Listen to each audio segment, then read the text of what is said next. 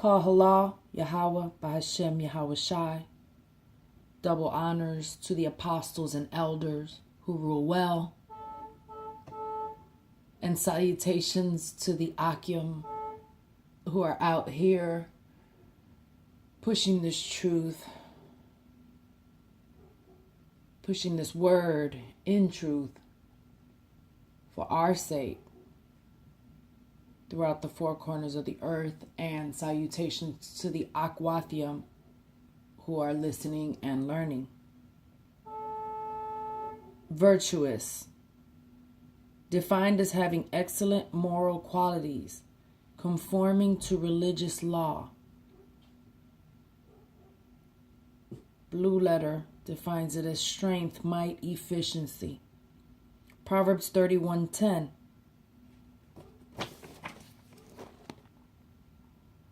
Who can find a virtuous woman?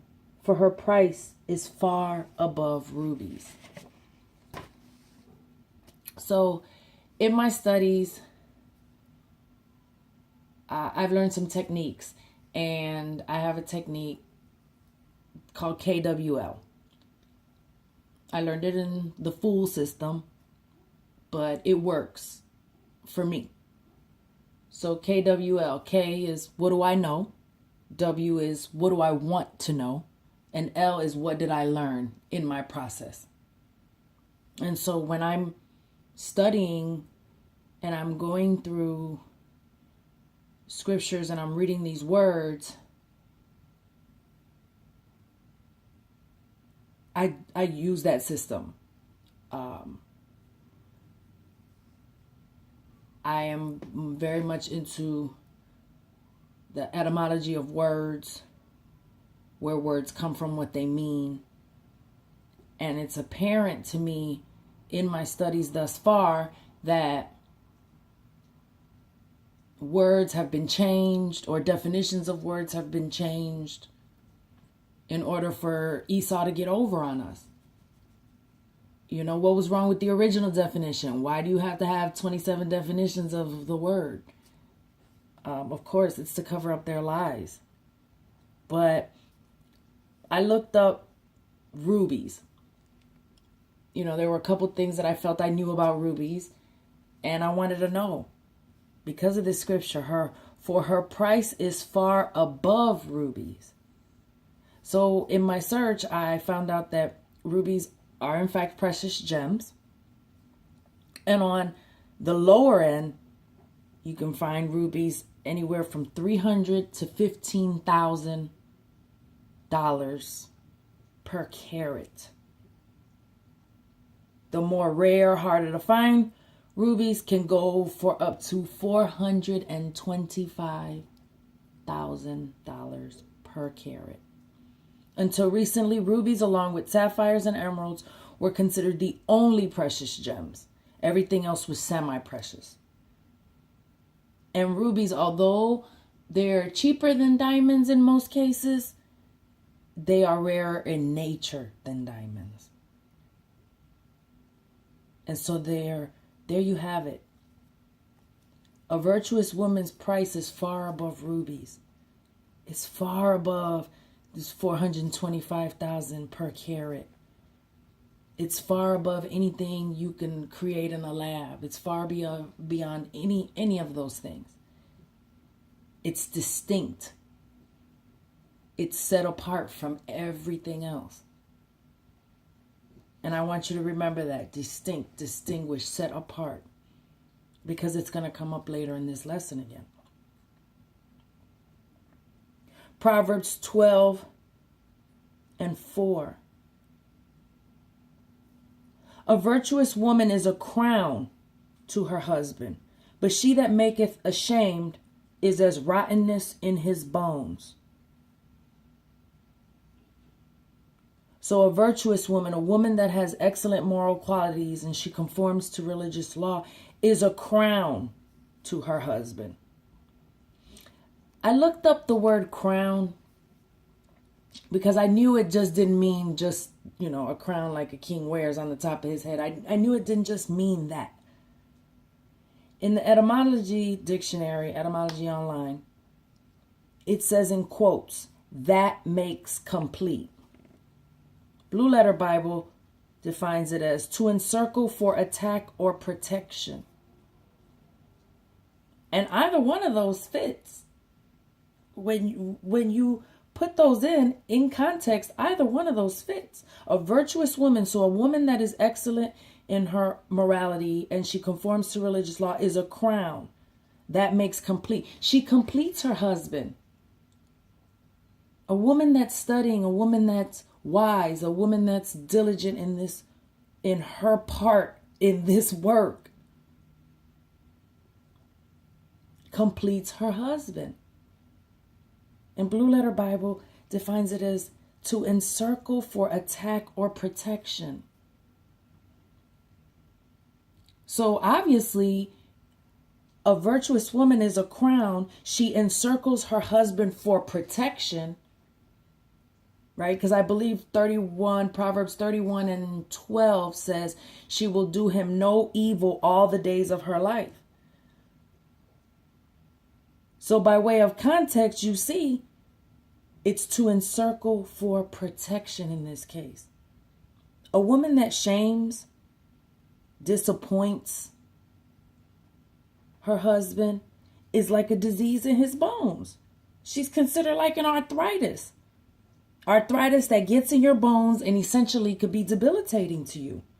Actually worse than an arthritis. Blue Letter Bible defines bones rotting, right? As I looked more and more into the words rottenness, bones, all of those things, defines it as bones rotting as if by worm eating.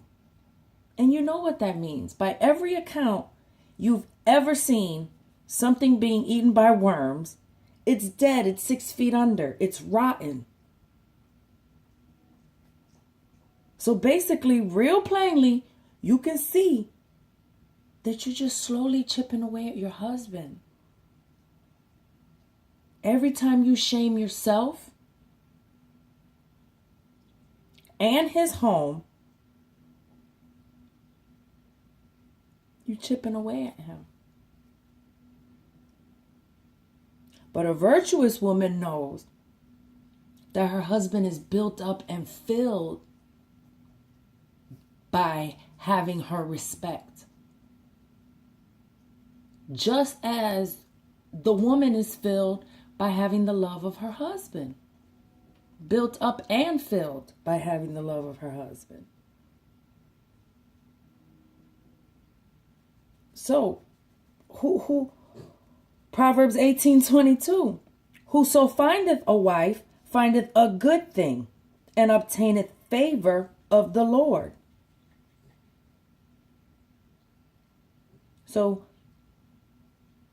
whoever these men are that are obtaining favor. Okay, obtaining favor is to be honored or praised or applauded. The man who finds this type of wife, the virtuous wife, finds a good thing. Finds a good thing.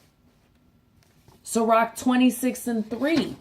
So this goes on further to tell you who gets that good wife. Who gets that virtuous wife?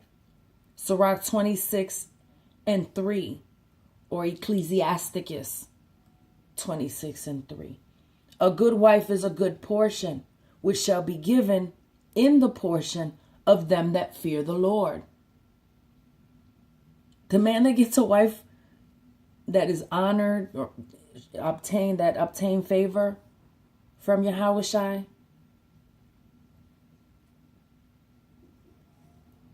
he's being honored, he's being applauded, he's being praised for his works and his fear of the Most High.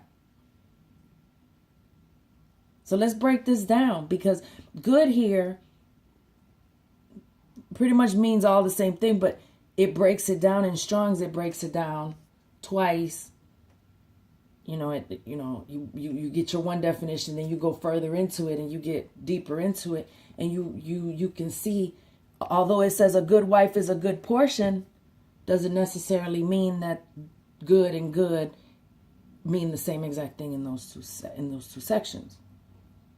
So a good wife. What is a good wife? Strong's H2896. Tob. A good wife is to be good, to be pleasing, to be joyful, to be beneficial, pleasant, favorable, be happy, right. So a good wife is a wife that's good and pleasing to her husband. She's joyful. She isn't contentious and angry and hollering and screaming and fighting all the time. She's beneficial. When you chip away at your husband and you're always shaming your husband's home and his works, you're not being beneficial. You know, are you helping your husband? See, in my home, I feel like if I'm out and I see a book and I think it's going to be beneficial to my husband and his works, I go in my pocket and I buy the book. You know, so what are you doing? What are you doing that's pleasing, favorable? Are you happy? Well, as happy as we could be here. So a good wife, a pleasant, pleasing, joyful, beneficial wife is a good portion. Strong's H2895. The first definition was pleasant, agreeable, morally good. And the second definition was valuable in estimation. So a good, pleasing, joyful, beneficial, favorable, happy, right wife is valuable in estimation. And she shall be given in the portion of them that fear the Lord. So this is your piece. This is your piece. This is your piece. Yahweh Shai is going to be given out what he feels is right to these men. And if he's presented this man with the wife, it's in all expectation that you be virtuous. I'm going to close this out now. Again, all praises to Yahweh, Bahashem, Yahweh Shai, and double honors to the apostles and elders, and shalom to the Akim who are doing this work in truth and sincerity, and the Akwathiam who are listening and learning.